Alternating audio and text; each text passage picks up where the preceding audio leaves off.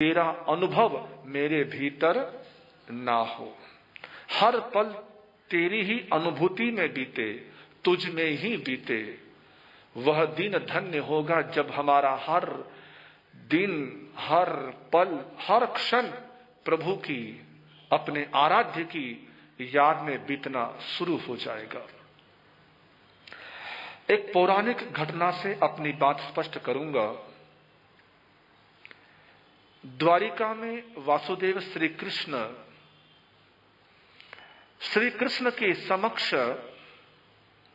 धर्मराज युधिष्ठिर उपस्थित हुए।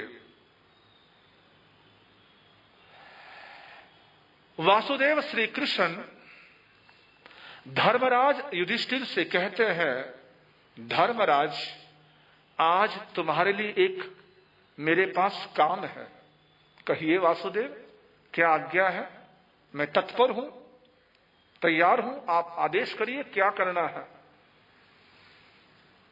वासुदेव कहते हैं कि धर्मराज, मैं अपनी इस द्वारिका नगरी में कुछ खोजबीन कराना चाहता हूं, कुछ पता लगवाना चाहता हूं, जांच करवाना चाहता हूं।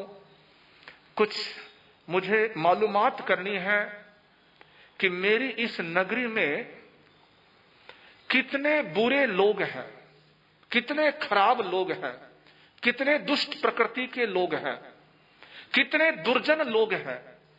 उन लोगों की मालूमात करना चाहता हूं, उनकी जानकारी करना चाहता हूं। और मैं सोचता हूं कि तुमसे बढ़िया कौन व्यक्ति हो सकता है। तुम बड़े सज्जन हो, धर्मात्मा हो, धर्मराज हो, तुम्हें बंदों की पहचान है, व्यक्तियों की तुम्हें पहचान है कि कौन व्यक्ति क्या है, कैसा है। तो धर्मराज, मेरी इस द्वारिका नगरी में पता करो कि कितने अधर्मी, दुष्ट और दुर्जन लोग, बुरे लोग मेरी इस नगरी में रहते हैं। जो आज्ञा। धर्मराज वहां से चल पड़े, निकल पड़े। द्वारिका नगरी की गली गली में, मोहल्ले मोहल्ले में जा रहे हैं, घूम रहे हैं और पता कर रहे हैं।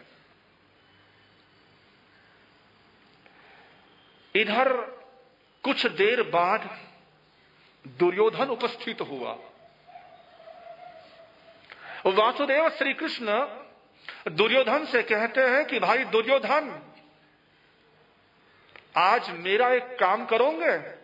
का आदेश करिए। वासुदेव, कहिए तो सही। आप हमेशा पांडवों को ही काम कहते, कोई मुझे कह के देखो, देखो मैं कैसे काम कर देता हूं। ठीक है भाई, तेरी ये शिकायत मैं आज दूर कर देता हूं कि मैं केवल पांडवों का ही पक्ष लेता हूं, पांडवों को ही चाहता हूं। ऐसे करो दुर्योधन भाई, मैं चाहता हूं मेरी इस नगरी में, द्वारिका में, जितने भी अच्छे लोग हैं, सज्जन लोग हैं, उनकी एक सूची बनाऊं, उनकी एक लिस्ट बनाऊं कि हाँ, ये धर्मात्मा है, ये बहुत अच्छा व्यक्ति है, ये बहुत सज्जन है, ये बहुत भली प्रकृति का व्यक्ति है। तो जो जो अच्छे लोग हैं, अच्छे काम करने वाले हैं, अच्छी प्रकृति के हैं, उनकी एक सूची बना दो, लिस्ट बना दो। उसने कहा, प्रभु हो जाएगा काम, मैं अभी जाता हूं और बंदों की लिस्ट बनाकर आपको सौंप देता हूं। दोनों ही अलग अलग दिशाओं की तरफ बढ़े। धर्मराज एक तरफ गया, धर्मराज युधिष्ठिर एक तरफ गया, दुर्योधन दूसरी तरफ गया। पूरी नगरी में चक्कर लगाया। कई दिनों तक लगातार उस द्वारिका नगरी में घूमे। कितनी लंबी चौड़ी द्वारिका नगरी थी। पर्युषण पर्व के दौरान आप सुनते हो सारी द्वारिका नगरी का, कि कितने योजनों की वो लंबी चौड़ी द्वारिका नगरी। उस द्वारिका नगरी में कई दिनों तक दोनों ही घूमे, दोनों ही भ्रमण करते रहे, ढूंढते रहे, तलाशते रहे। दुर्योधन तलाश रहा था कौन से व्यक्तियों को? अच्छे व्यक्तियों को। और धर्मराज युधिष्ठिर तलाश रहा था बुरे व्यक्तियों को, उनको खोज रहा था। दोनों की तलाश कई दिनों तक चली, कई दिनों तक घूमे और अंततः कई दिनों बाद, करीब 15, 20, 25 दिनों बाद दोनों ही वासुदेव कृष्ण के पास उपस्थित हुए। वासुदेव श्री कृष्ण ने कहा, आओ धर्मराज, आओ दुर्योधन, स्वागत है तुम्हारा, पधारो। धर्मराज और दुर्योधन, मेरे दोनों भाई, मैंने आप दोनों को अलग अलग काम सौंपा था, तो बताओ मेरे काम का क्या हुआ, कितना काम हुआ, कितने लोगों की सूची बनाई, कितने लोगों की लिस्ट बनाई। दुर्योधन, जिसको उतावलापन रहता था, दुर्योधन ने सोचा कहीं पहले सूची धर्मराज ना सौंप दे, इसलिए वो आगे आया। वो कहता है, महाराज कमाल है, गजब है, आपकी इस द्वारिका नगरी में तो कोई भला आदमी बचा ही नहीं, कोई अच्छा आदमी है ही नहीं। मैंने पूरी द्वारिका छान मारी, गली गली में गया, मोहल्ले मोहल्ले में गया, घर घर में गया, लेकिन एक भी भला आदमी मुझे नजर नहीं आया। कृष्ण को ताज्जुब हुआ, है ऐसी बात है? उसने कहा, ऐसी ये बात है, यही बात है, आपकी नगरी में कोई भी अच्छा आदमी नहीं है, भला हो तेरा। धर्मराज, आपकी सूची दीजिए, आपकी लिस्ट दीजिए, आपका कागज दीजिए, आपने भी तो कागज तैयार किया होगा, आपने भी तो नाम लिखे होंगे। धर्मराज कहता है कि प्रभु वासुदेव क्षमा करे, मैं इस द्वारिका नगरी में इतने दिनों तक घूमा, इतने दिनों तक गली गली मोहल्ले मोहल्ले तक गया, हर घर तक गया, लेकिन प्रभु आपकी इस द्वारिका नगरी में एक भी बुरा आदमी नजर नहीं आया, कोई बुरा था ही नहीं। मैं जहां देखूं, जिसको देखूं, उसमें मुझे कुछ न कुछ अच्छा ही दिखा, उसमें अच्छा ही दिखाई दी, उसमें कुछ खूबी ही दिखाई दी, उसमें कुछ खासियत ही दिखाई दी। नगरी में एक भी बुरा आदमी है ही नहीं। पूना वालों, यहां कैसे लोग हैं? हां जी, पूना में कैसे लोग हैं?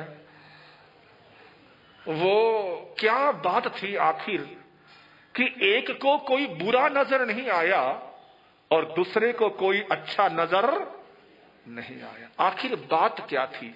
राज क्या था? कारण क्या था? क्या कारण था? क्या कारण था?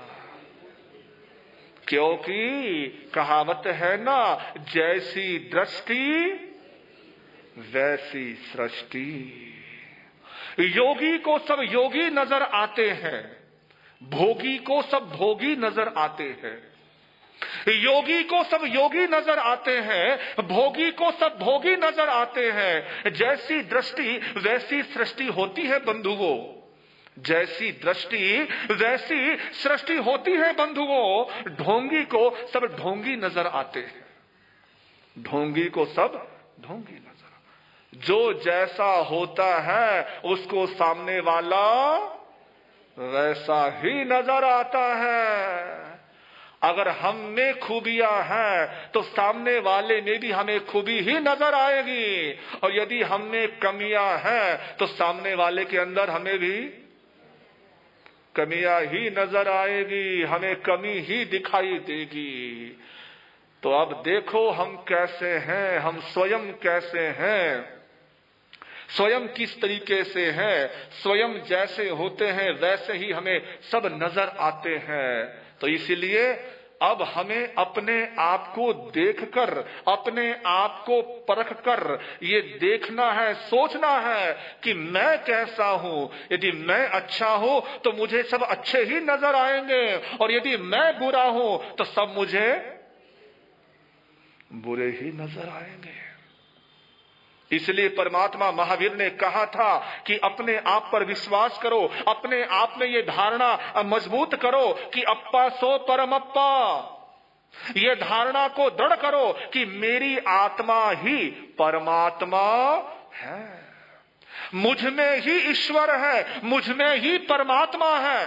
परमात्मा ने यह संदेश इसीलिए दिया कि यदि हम अपने में परमात्मा को देखेंगे तो सामने वाले के अंदर भी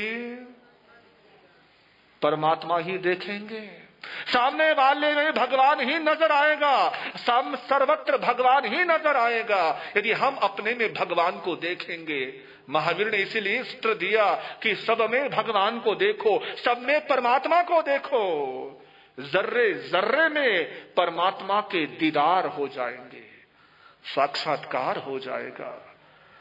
इसी बात को सनातन परंपरा भी कहती है, जले विष्णु थले विष्णु, विष्णु पर्वत मस्तके।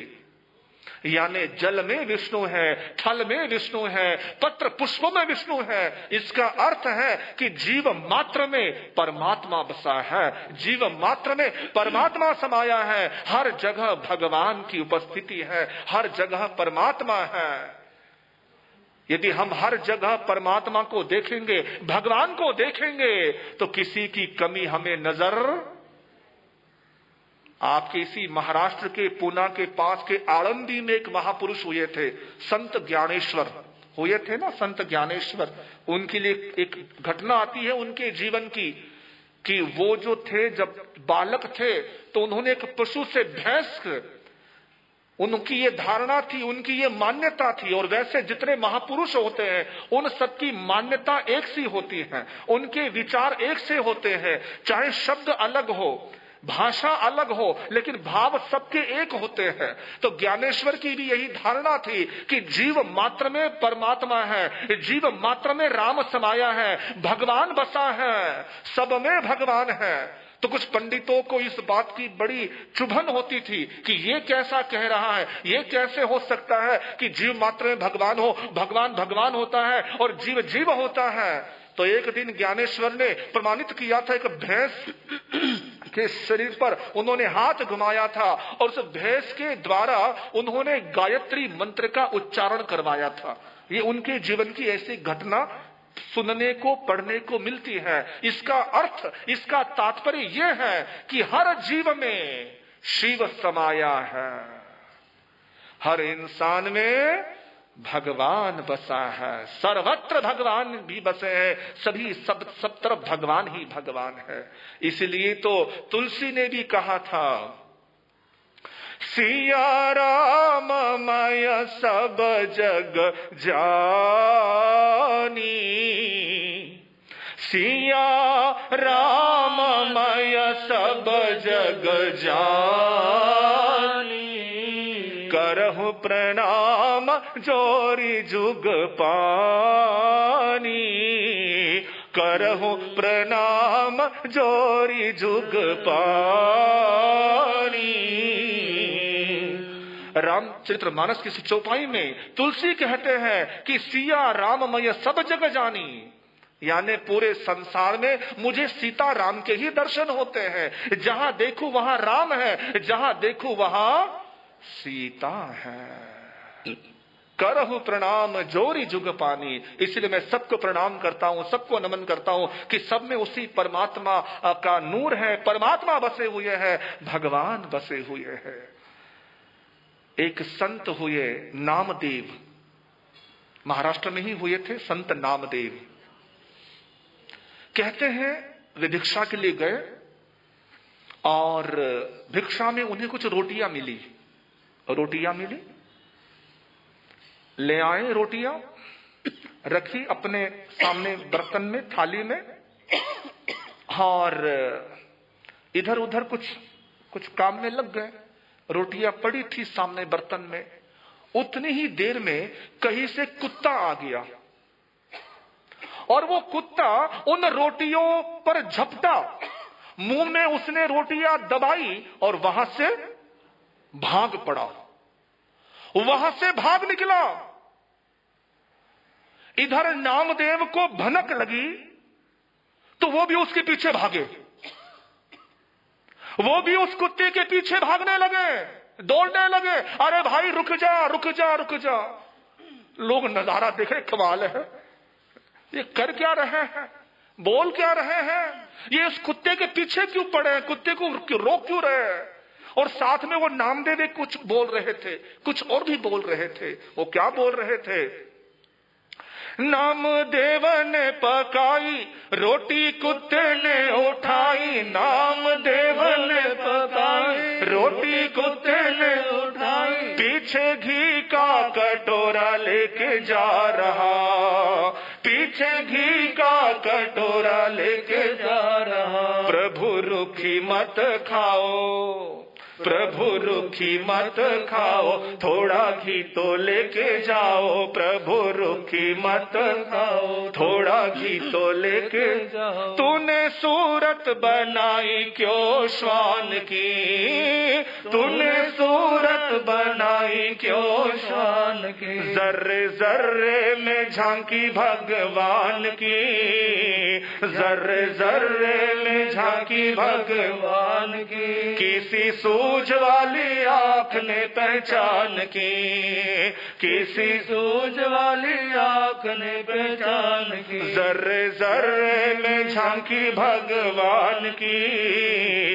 जर्रे जर्रे में झांकी भगवान की। किसी सूझ वाली आंख ने पहचान की, किसी सूझ वाली आंख ने पहचान की, किसी सूझ वाली आंख ने पहचान की। कि प्रभु रुक जाओ, सूखी रोटी मत ले जाओ, जरा उन रोटियों पर घी लगवा लो, घी लगवा लो। वो नामदेव उस कुत्ते को कहता है कि उस कुत्ते के अंदर भी, उस श्वान के अंदर भी नामदेव किसके दर्शन कर रहे हैं?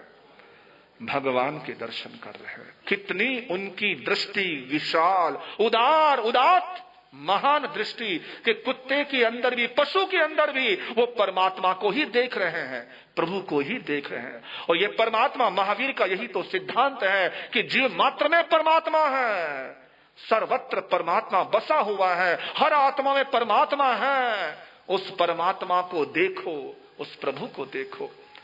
जिस प्रभु महावीर ने हर जीव में शिव देखने की बात कही, जिस प्रभु महावीर ने हर आत्मा में परमात्मा को मानने का सिद्धांत दिया, उसी महावीर के अनुयायी इस बात को कहते हुए जरा भी नहीं झिझकते कि ये साधु नहीं है, ये साधु है, ये संत नहीं है, वो संत है, ये संत ऐसे, वो संत वैसे।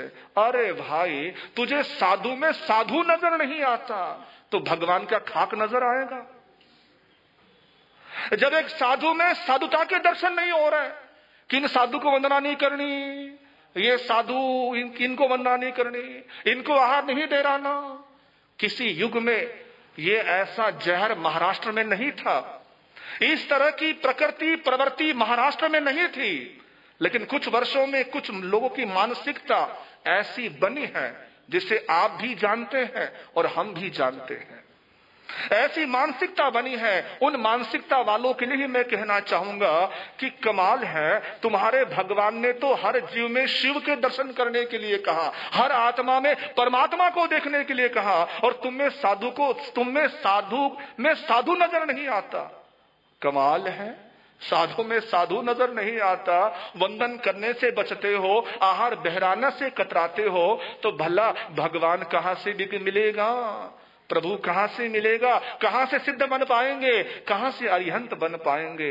छोटे छोटे मतांतरों को लेकर, छोटी छोटी बातों को लेकर हम तेरे मेरे के चक्कर में पड़ जाते हैं कि ये साधु वैसा, ये साधु ऐसा, ऐसा वैसा, पता नहीं क्या क्या सोचते हैं कि ये ढीला है, ऐसा है। कई लोग कहते हैं श्रमण संघ के संत ढीले हैं, लेकिन मुझे एक बात बहुत अच्छी लगी हमारे सर्वधर्म दिवाकर रमणीक मुनि महाराज की। एक बात मैंने उनकी सुनी थी कि उन्होंने कहा था कि श्रमण संघ के संत ढीले हैं, ये बात ठीक है, श्रमण संघ के संत ढीला है, लेकिन कुछ और भी ढीला है उनका। क्या ढीला है? श्रमण संघ के संत की क्रिया ढीली है, चलो आप कहते हो, लेकिन श्रमण संघ के संतों की कषाय भी ढीली है, उनके राग द्वेष भी ढीले हैं, राग द्वेष भी कमजोर है।